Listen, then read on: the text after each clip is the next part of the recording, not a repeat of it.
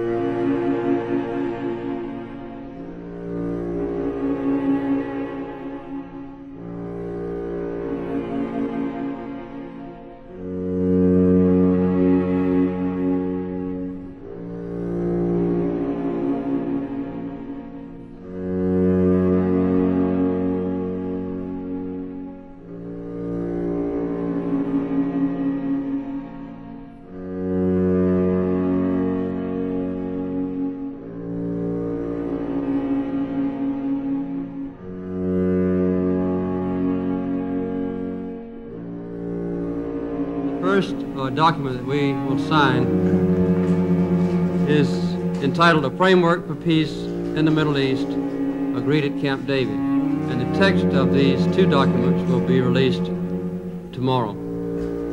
The documents will be signed by President Sadat and Prime Minister Begin, and it will be witnessed by me. We have to exchange 3 documents, so we'll all sign 3 times for this one.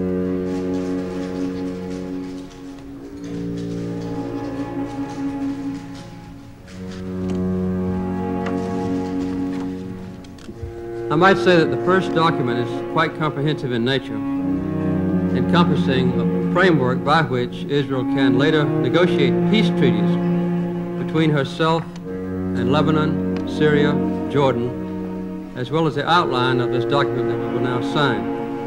And as you will later see in studying the documents, it also provides for the realization of the hopes and dreams of the people who live in the West Bank and Gaza Strip, and will assure Israel peace in the generations ahead.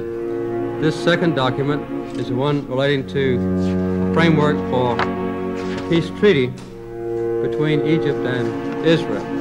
And this is a document that calls for the completion of the peace treaty negotiations within 3 months.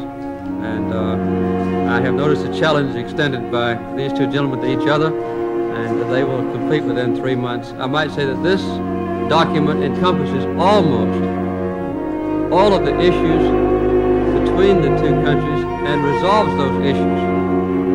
A few lines remain to be drawn, maps, and the question of the settlements is to be resolved. Other than that, most of the major issues are resolved already in this document, and we will now sign this document.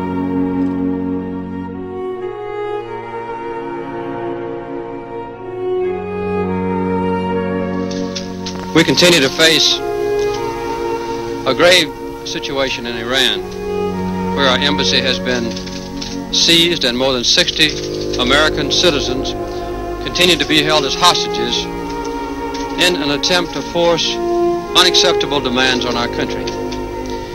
We're using every available channel to protect the safety of the hostages and to secure their release. I must emphasize the gravity of the situation. It's vital to the United States and to every other nation that the lives of diplomatic personnel and other citizens abroad be protected, and that we refuse to permit the use of terrorism. And the seizure and the holding of hostages to impose political demands. No one should underestimate the resolve of the American government and the American people in this matter. It is necessary to eliminate any suggestion that economic pressures can weaken our stand on basic issues of principle. Our position must be clear. I am ordering that we discontinue purchasing of any oil from Iran for delivery to this country.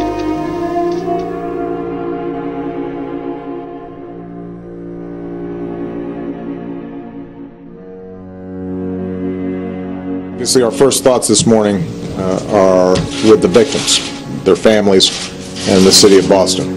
We know that 2 explosions gravely wounded dozens of Americans and took the lives of others, including a 8-year-old boy.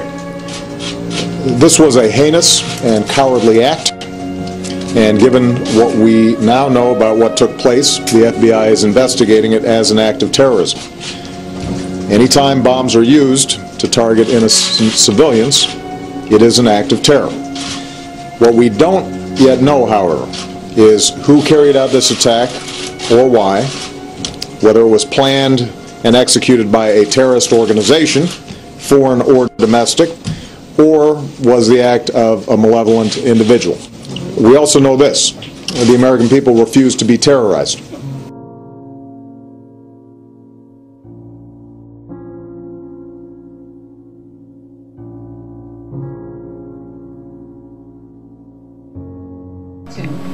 Good. And now for the moment we have all been waiting for. And the Oscar goes to Argo. Congratulations.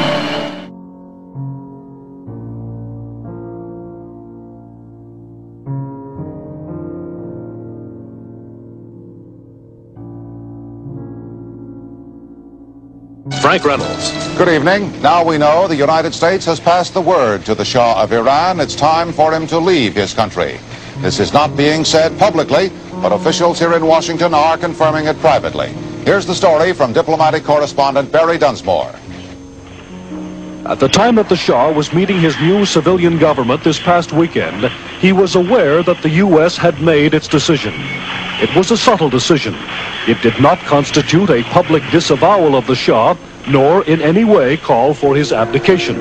The decision was simply to instruct U.S. Ambassador Sullivan that the next time the Shah asked for advice on whether or not to take a vacation, the advice should be, by all means, yes. This was done in the full knowledge that if the Shah leaves, he may never get back. The public signal that the U.S. had decided the Shah must go was actually given last Thursday by State Department spokesman Harding Carter, who indicated for the first time that the basic policy of the U.S. was not the continuation of the Shah's reign. Behind that belief is the concern that if a civilian government cannot be formed, there will either be a right-wing military coup or the emergence of an anti-Western, highly conservative Islamic state.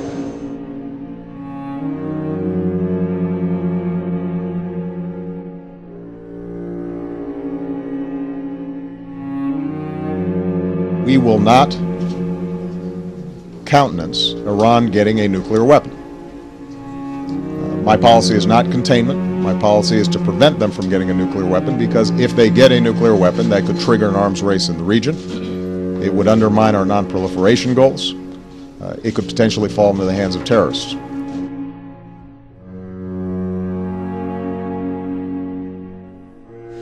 I come to you this evening to discuss the extremely important and rapidly changing circumstances in Southwest Asia. I continue to share with all of you the sense of outrage and impatience because of the kidnapping of innocent American hostages and the holding of them by militant terrorists with the support and the approval of Iranian officials.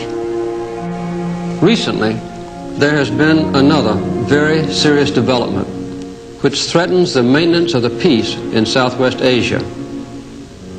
Massive Soviet military forces have invaded the small, non-aligned, sovereign nation of Afghanistan, which had hitherto not been an occupied satellite of the Soviet Union.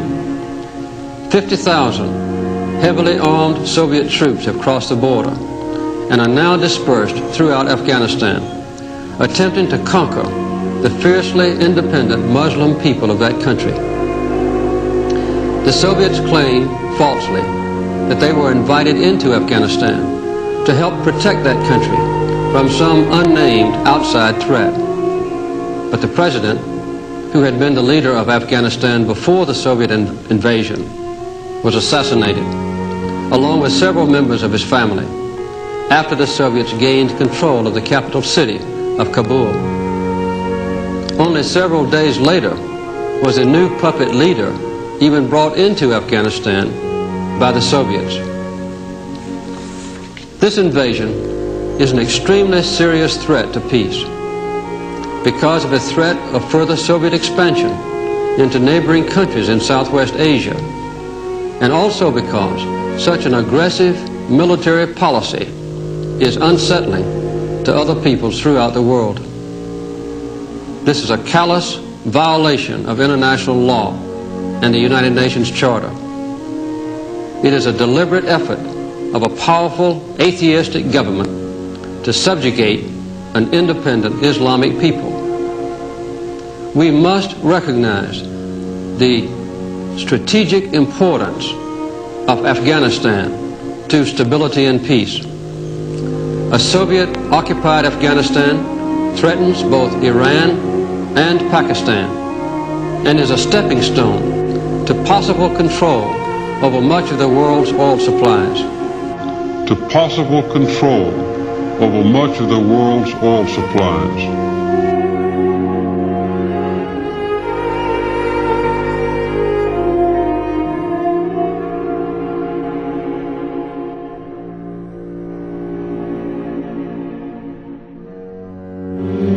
With his share of his family's fortune, estimated at some $250 million, bin Laden began to provide humanitarian aid to Afghanis in the form of food and medical care.